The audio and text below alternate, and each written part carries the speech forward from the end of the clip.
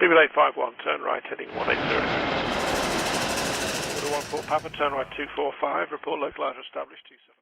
Hey everyone, welcome back to DJ's Aviation and another video covering developments within the Indian aviation industry.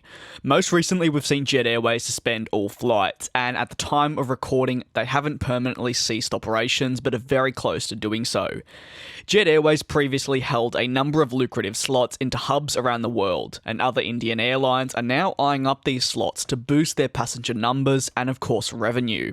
However, Air India, an airline that's been heavily featured on the channel for its poor financial state, is staring at debts currently of Rs 9,000 crore, which is roughly over US 1.2 billion. Air India simply doesn't have these funds available, which it does need to pay. This is according to a report issued by the Indian Times, who spoke to sources close to the matter.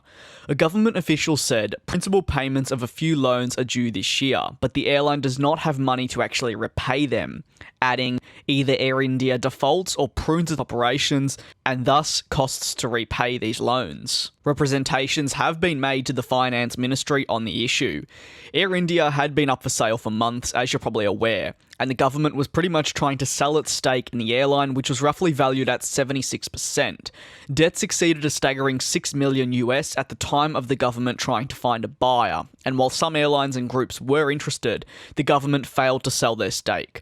Multiple airlines cited the huge debts as really too big to handle, and the turnaround for groups and airlines would be too damaging to their own brand.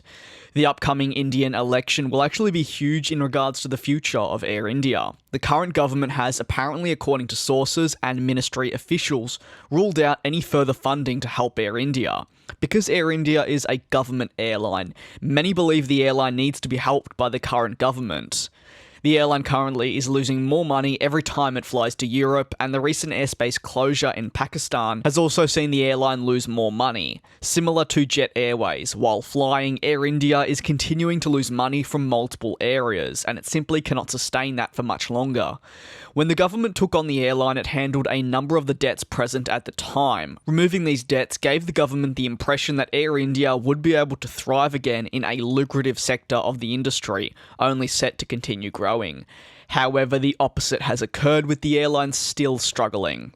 What are your thoughts on this news surrounding Air India? Please feel free to let me know down in the comment section below, and if you have any other thoughts regarding the Indian aviation industry, again, feel free to let me know in the comments below.